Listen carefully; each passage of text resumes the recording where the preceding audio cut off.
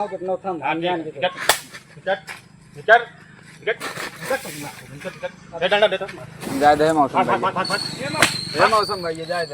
सभी साथियों को क्रांतिकारी नमो बुधाय। जय भीम, जय भारत, जय संविधान। मेरा मनोज आर्यन और आप दिख रहे हैं अध्यात्म पावर।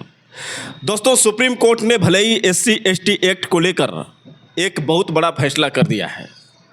आपको बता दें कि CJI यानी chief justice of India BR Gavai की अध्यक्षता में सुप्रीम कोर्ट की पीठ ने एक अहम फैसला सुनाया और फैसला यह था कि अगर SC/ST मामले में कोई दोषी ठहराया गया तो उसकी अग्रिम जमानत पूरी तरह से रद्द कर दी जाएगी, यानी उसको कभी जमानत नहीं मिलेगी।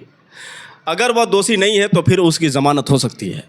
आपको बता दें कि इतना बड़ा फैसला इसके बावजूद भी आजकल के जो आतंकवादी हैं उनके अंदर किसी भी प्रकार का भय नहीं है, किसी भी प्रकार का डर नहीं है। आपको बता दें कि एक ऐसी घटना जिसे सुनने के बाद हर एक अम्बेडकरवादियों का खून खौल जाएगा। आपको बता दें कि उत्तर प्रदेश के जिला सुल्तानपुर के लंबुआ कोतवाली थाना क्षेत्र के अंतर्गत सेमरी राजापुर गांव का विजय कुमार जो बगीचे में बैठा हुआ था और उस बगीचे के किनारे एक बाबा साहब डॉक्टर भीमराव अंबेडकर का प्रतीक यानी नीला झंडा लहरा रहा था। आपको बता दें कि अचानक में 3 आतंकवादी वहां पर पहुंचते हैं। दौलत सिंह, मौसम सिंह और सौरभ तिवारी, ये तीनों आतंकवादी वहां पर पहुंचते हैं और फिर से वहां पर भगवा झंडा गाड़ने की बात करते हैं और क्या करते हैं कि जो नीला झंडा है उसको उखाड़ने लगते हैं। फिर क्या विजय कुमार ने जब मना किया तो उसको गाली देना शुरू कर दी है। इतना ही नहीं साथियों, आपको बता दें कि उन तीनों ने उस नीले झंडे को फाड़ दिया और फाड़ने के बाद उसमें भगवा झंडा लगा दिया और इसके बावजूद भी जी नहीं भरा तो उन सब ने क्या किया कि विजय कुमार को सड़क पर बैठाया और फिर उसके बाद डंडों से और घूंसों से मार कर उसे अधमरा कर दिया। मैं आपको बता दूं कि विजय कुमार जब हॉस्पिटल में उससे पूछा गया कि ये मामला कैसे हुआ तो फिर उसने क्या कहा, पहले आप विजय कुमार का ये बयान सुनिए। क्या नाम है? विजय कुमार। क्या घटना हुई थी? हमारे बाग में वो बाबा साहब का झंडा लगा था तो हम लोग वो ठाकुर लोग जो हैं उस झंडे को अपमान कर रहे थे। तो मैंने बोला भैया क्यों फाड़ के फेंक रहे हो तुम झंडा? तो बोले कि मैं भगवा कलर का लगाऊंगा। मैंने बोला कि तुम उसके ऊपर लगा दो या उसके बगल लगा दो।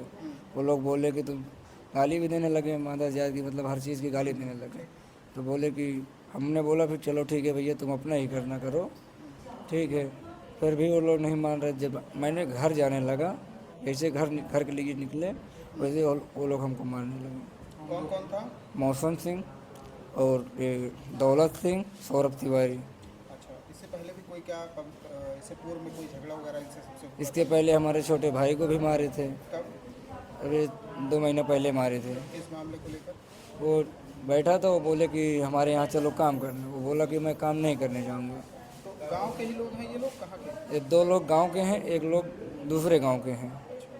तो इस मामले में जो एक घटना हुई है आज आपके साथ में, इस मामले में थाने पर गए थे आप? गए थे हम।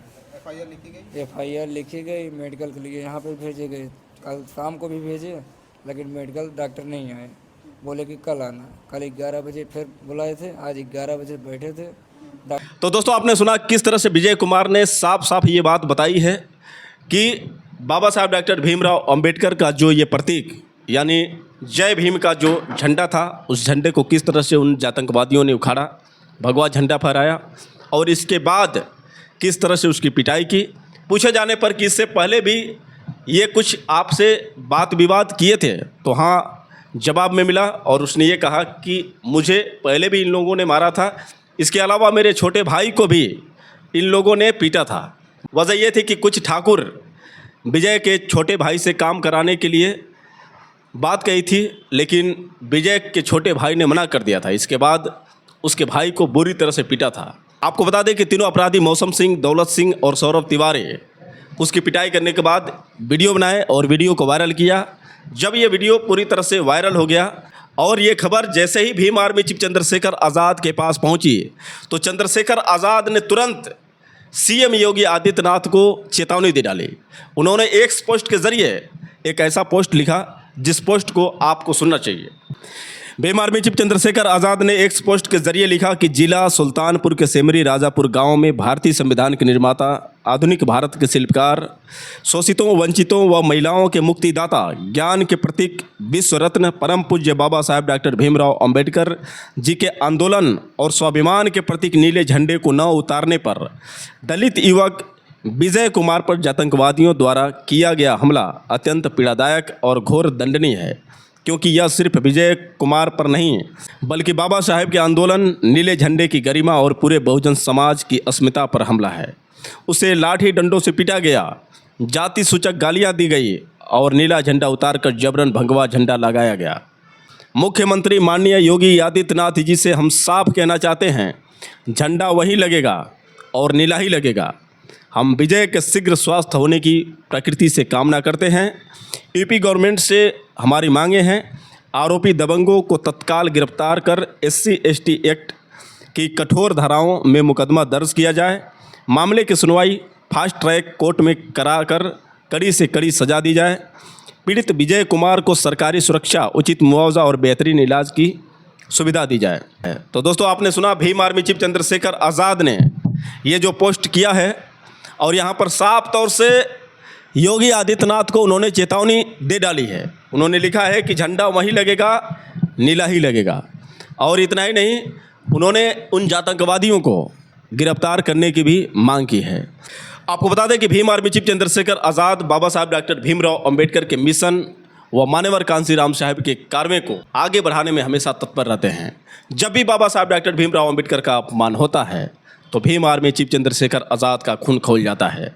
और इतना ही नहीं, जितने भी भीम आर्मी के समर्थक, कार्यकर्ता और जो भी बहुजन समाज के लोग हैं जो बाबा साहब डॉक्टर भीमराव अंबेडकर को अपना मसीहा मानते हैं, और जब भी बाबा साहब डॉक्टर भीमराव अंबेडकर का अपमान होता है तो पूरा बहुजन एक होकर ये साबित करता है कि हम अपने मसीहा का अपमान किसी भी कीमत पर बर्दाश्त नहीं कर पाएंगे।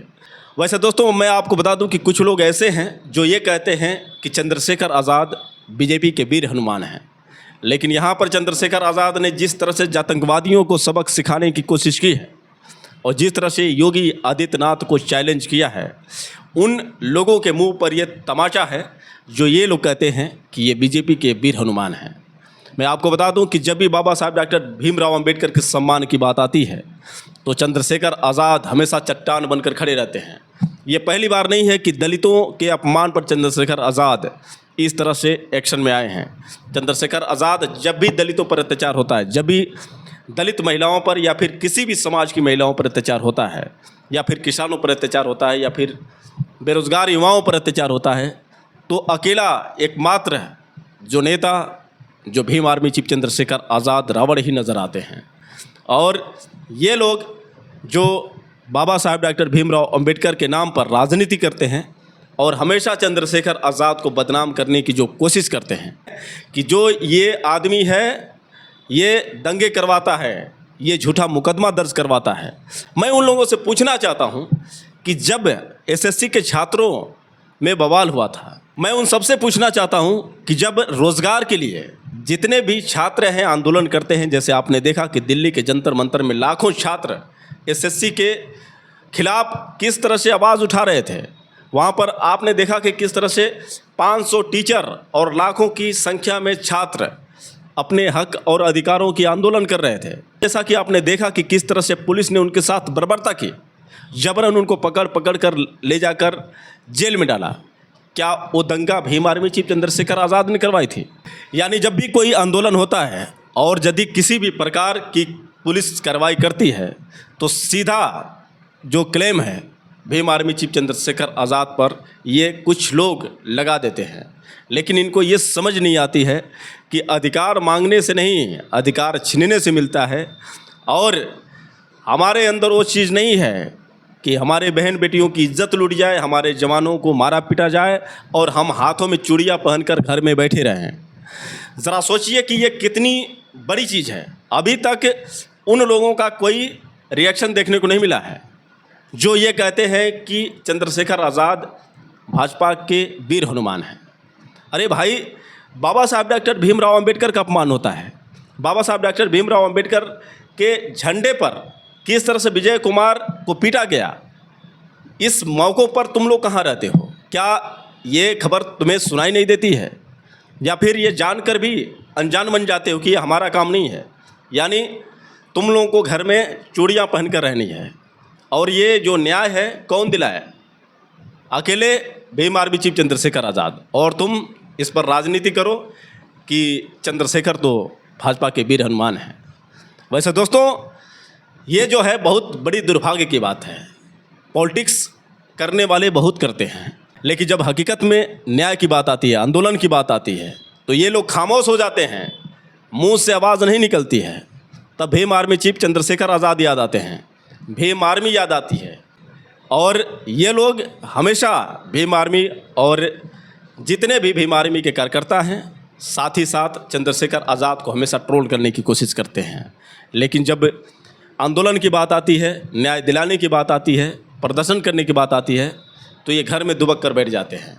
वैसे देखा जाए तो जब चुनाव आता है तो थोड़े ये भी दिखाते हैं अपना दम, लेकिन सिर्फ चुनाव तक ही। चुनाव के बाद ये गायब हो जाते हैं, फिर बाद में पता नहीं चलता इनका। और भीम आर्मी चीफ चंद्रशेखर आज़ाद और उनकी पूरी टीम 24 घंटे जनता की सेवा में हमेशा तत्पर रहती है। जैसा कि भीम आर्मी चीफ चंद्रशेखर आज़ाद बताते हैं कि पुलिस से पहले भीम आर्मी की टीम पहुंचती है, और ये सही है। क्योंकि लोगों का भरोसा है तो भीम आर्मी पर भरोसा है। आज कानून से लोगों का भरोसा टूट चुका है, कानून के रखवालों से भरोसा टूट गया है, सरकार से भरोसा टूट गया है। लेकिन यदि उम्मीद है तो चंद्रशेखर आज़ाद से, उम्मीद है तो भीम आर्मी के जवानों से। वैसे दोस्तों, आप लोगों की क्या राय है, आप लोग कमेंट करके बताएं, और हो सके तो इस वीडियो को ज़्यादा से ज़्यादा शेयर करें। फिर मिलेंगे अगले वीडियो के साथ, तब तक के लिए क्रांतिकारी नमो बुधाय, जय भीम।